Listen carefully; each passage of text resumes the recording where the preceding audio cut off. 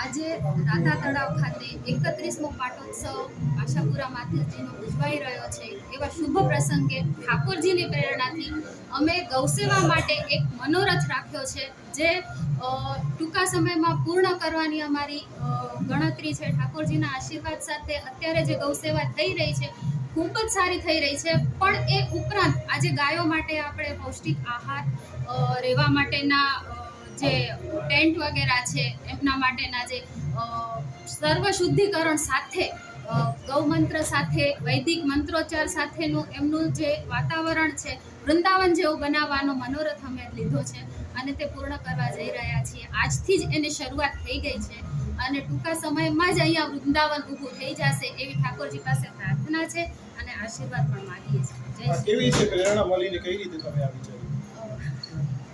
આ પ્રેરણા નાથદ્વારાથી મળી છે. શ્રીનાથ દ્વારા રાજસ્થાન ખાતે ઠાકોરજી બિરાજે છે, સ્વયંભૂ છે. 20 વર્ષથી અમે ત્યાં દર પૂર્ણિમાના દર્શન કરવા જઈ રહ્યા છીએ અને ત્યાં ભવ્ય 4 ગૌશાળાઓ છે જે મંદિર ચલાવે છે અને ત્યાં પણ એટલી સરસ ગૌસેવા થાય છે.